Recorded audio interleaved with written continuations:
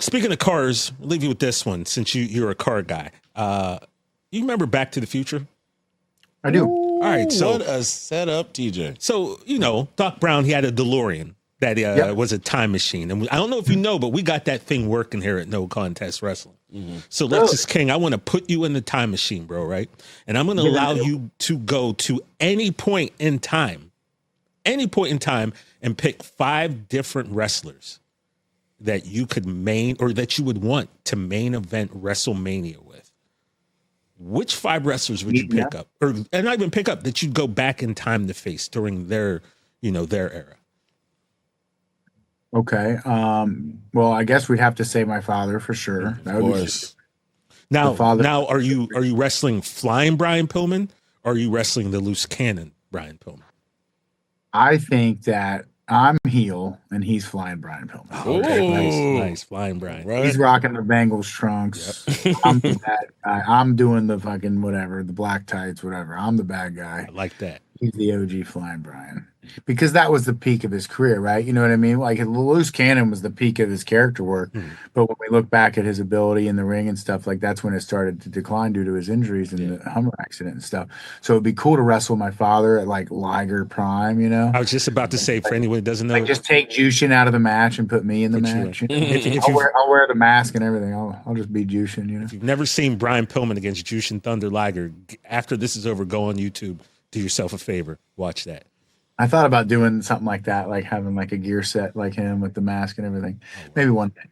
But no, also I've always been a huge fan of Eddie Guerrero. I would have loved to wrestle with him, talk about another guy that was gone too soon, he would have been super cool, And then I didn't expect.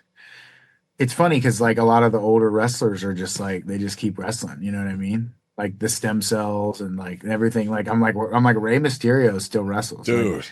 Like if I get called up tomorrow, like I have to like compete with airtime with Rey Mysterio. Like that's not easy to do. Yeah. Everybody wonders like, why don't they use all these new people to get called up? And I'm like, they still have The Rock. Why would they need anybody else? They have The Rock. They have John Cena. They have Rey. Like these are people that I grew up aspiring to be. I mean, I'm sure they'll bring Brock Lesnar back. It's like if these are the guys I played on SmackDown vs. Raw 2007, right?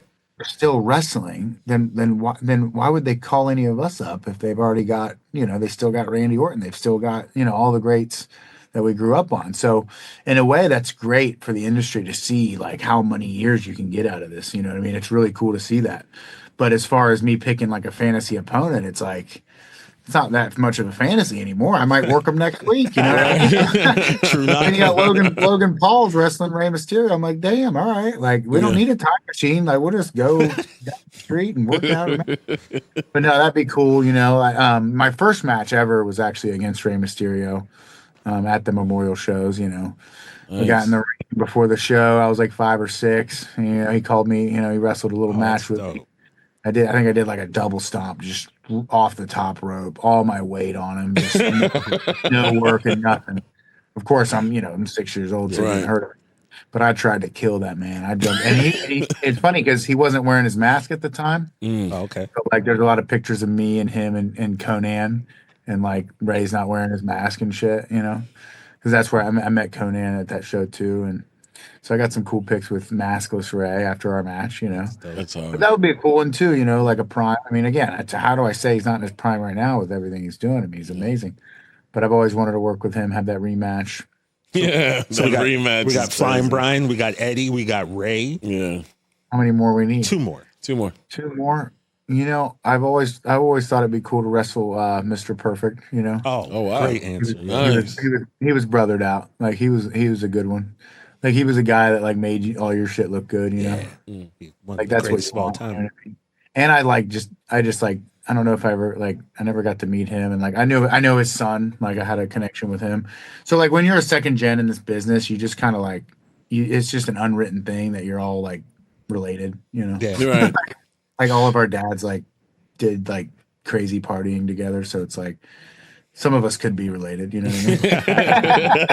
No, but like for real, like it's just kind of like a brotherhood type thing, Not that I don't have that connection with all the talent, but we all kind of know what we're going through and can relate to that stuff.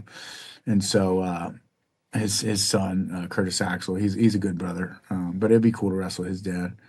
And then Flair. I think that everybody, my trainer, especially Lance Storm, he used to tell us about how he dreamed of wrestling Flair and all this stuff, and it is a cool thing to think about going like, I'm gonna go an hour with Flair with the fucking go an hour 60 with minutes with the greatest of all time, and it was kind of cool for me because I was on his last match card.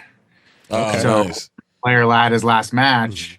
It was me and Brock Anderson and Arn Anderson versus Ricky Morton, his son Kerry Morton.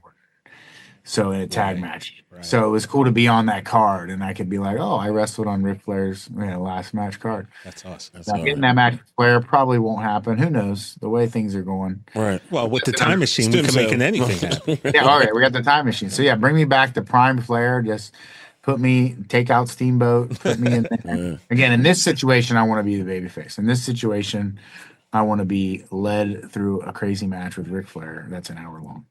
That would be cool. Watch new episodes of No Contest Wrestling every Wednesday or listen wherever you get your podcasts. And don't forget to follow us at No Contest Wrestling Podcast on Instagram.